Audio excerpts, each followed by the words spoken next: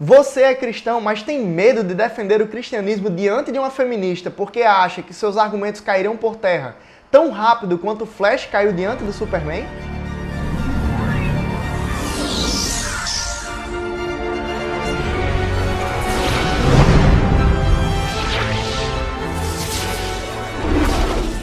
Como a Bíblia realmente trata o sexo feminino? Ela denigre a mulher ou isso tudo é uma falácia?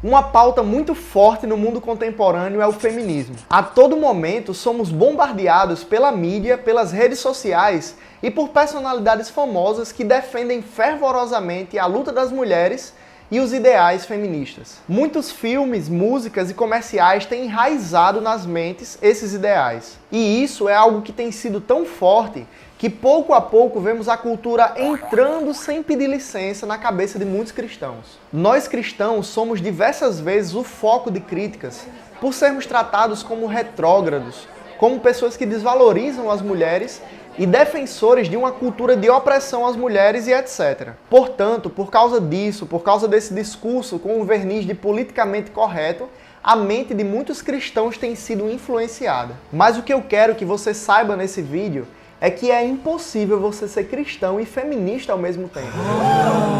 Eu quero basicamente que você termine esse vídeo sabendo de 2 pontos.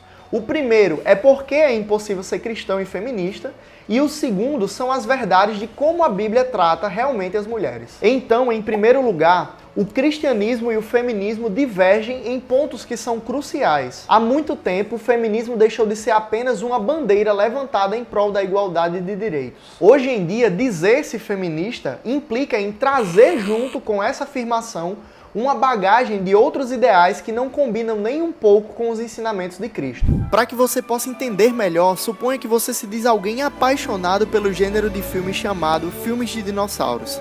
Isso tudo porque você ama de paixão a franquia Parque dos Dinossauros, assim como eu.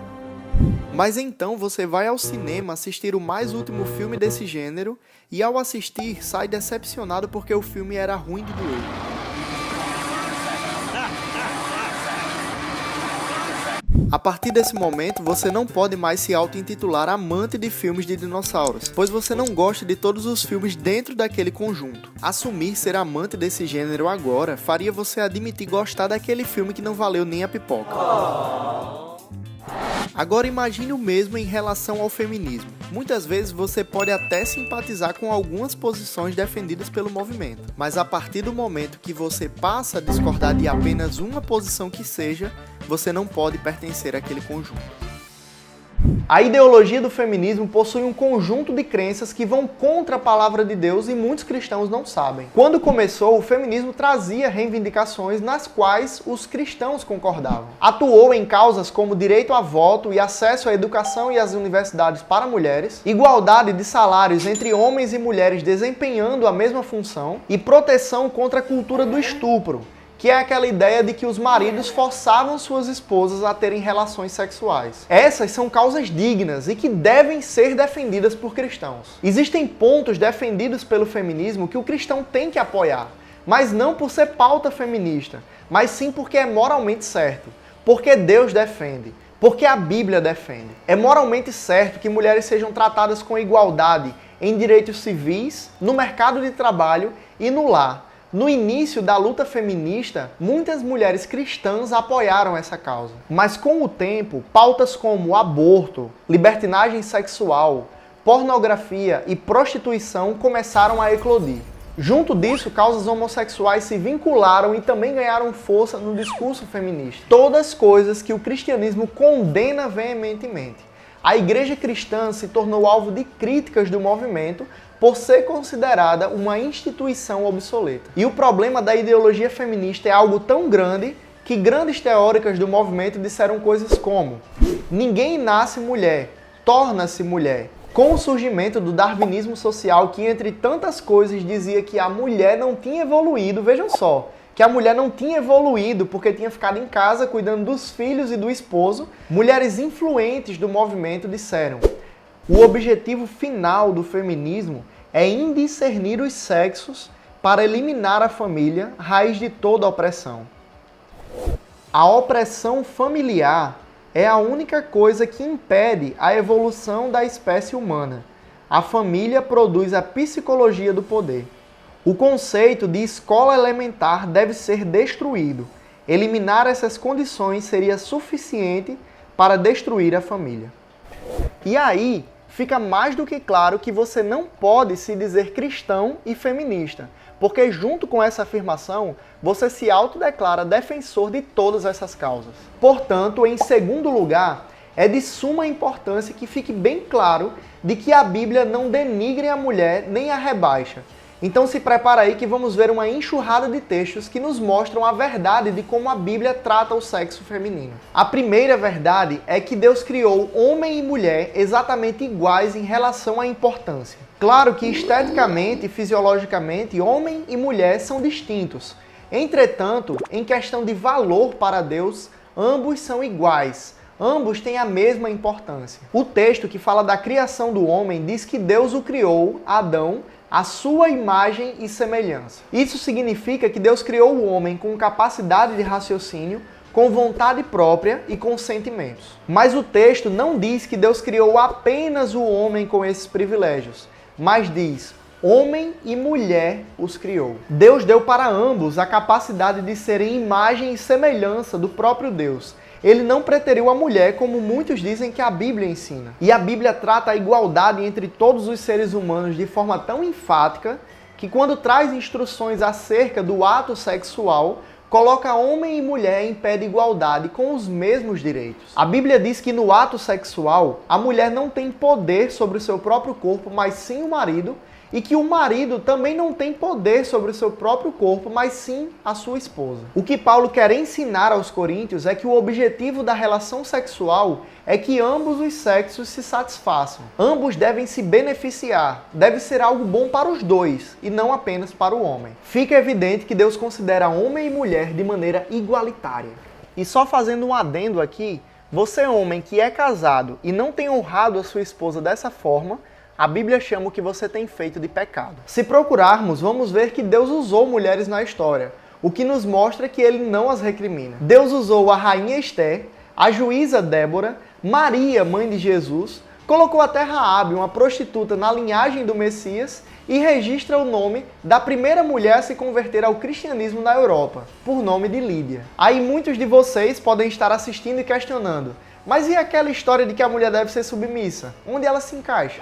A segunda verdade é que Deus criou homem e mulher com papéis diferentes nos planos dele. Por mais que homem e mulher tenham igual importância diante de Deus, as suas responsabilidades dadas pelo próprio Deus são diferentes. O texto que trata da criação da humanidade diz que Deus criou a mulher com o objetivo de ser a ajudadora idônea do homem. Essa expressão, ao contrário do que muitos pensam, não rebaixa a mulher. Porém, significa que ela seria uma auxiliadora adequada, para que junto do homem cumpram a tarefa dada por Deus. Deus deu a tarefa ao homem de liderar e à mulher de auxiliar. Mas isso não significa que ambos estão numa hierarquia autoritária, mas que juntos eles trabalharão para cumprir a tarefa. O comentarista bíblico Wisby diz a seguinte frase: de modo algum, a mulher era uma criatura inferior.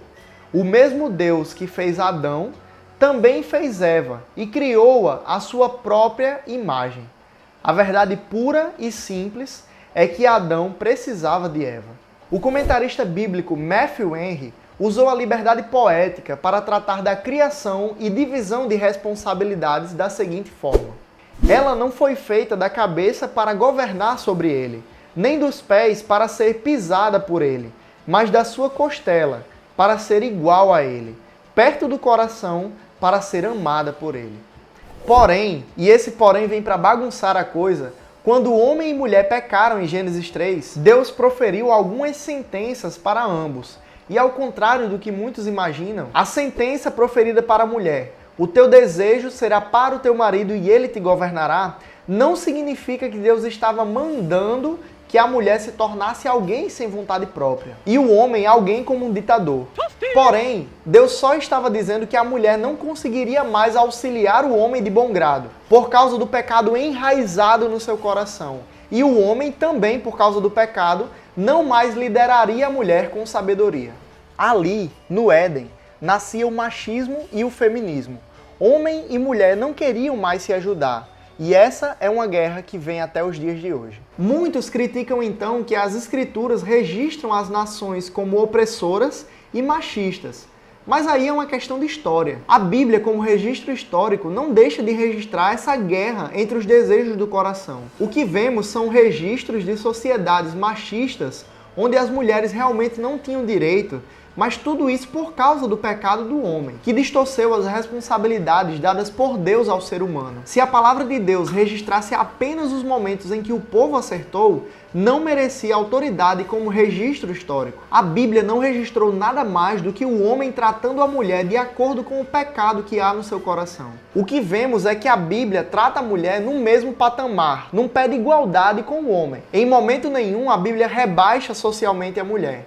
Mas por causa do pecado, ambos não sabem lidar com os papéis que Deus deixou definidos. Diante disso, Deus deixou a fórmula para que o homem tente liderar e a mulher tente ser a ajudadora idônea, como ele planejou. O texto em Efésios 5 é muito mal compreendido porque muitos não sabem interpretar de maneira correta a ordenança seja submissa ao seu marido. Ao contrário do que muitos pensam, o texto não coloca a mulher como uma escrava, como um cachorro na coleira. A palavra para submissão, também traduzida como sujeição, no original é upotasso, que era um termo militar grego para dizer organizar sobre a instrução de um líder. E era usada no vocabulário do dia a dia como assumir responsabilidades, cooperar ou levar uma carga.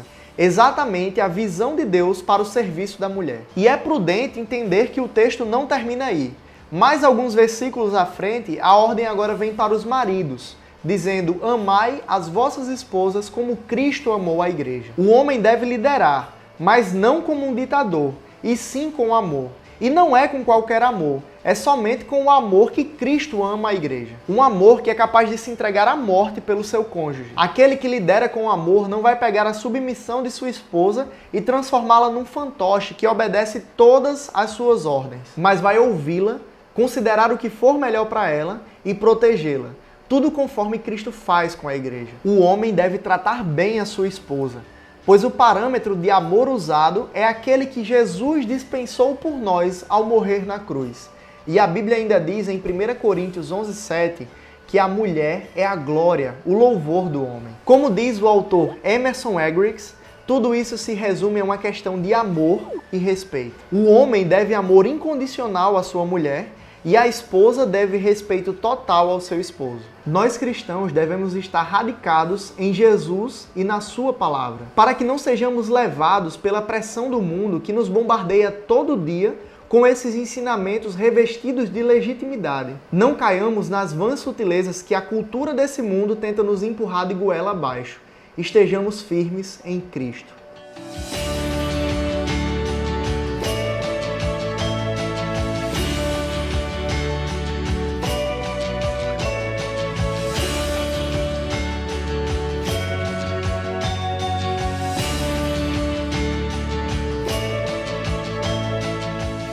Então é isso, galera. Espero que vocês tenham gostado. Infelizmente, pela questão do tempo, para não ficar um vídeo tão longo, esse já ficou, mas para não ficar maior ainda, não tive como abordar muito o contexto histórico, nem algumas outras bases bíblicas que eu gostaria de colocar nesse vídeo. Mas certamente deixarei aqui na descrição mais conteúdo extra para que você possa se aprofundar no assunto. Se você gostou desse vídeo, não se esqueça de avaliar ele aqui embaixo no gostei. Também, se você é novo aqui no canal, não saia daqui desse vídeo sem se inscrever aqui embaixo e sem também ativar as notificações para que você não perca mais nenhum conteúdo. E também, se você acha que faltou algo nesse vídeo, deixe o seu comentário aqui embaixo porque ele é muito importante pra gente. E ao invés de se dizer feminista só porque crê em um ou em outro ponto, seja um atalaia do nosso Deus e diga-se bíblico, pois os valores de Deus em favor da mulher não surgiram no século XIX.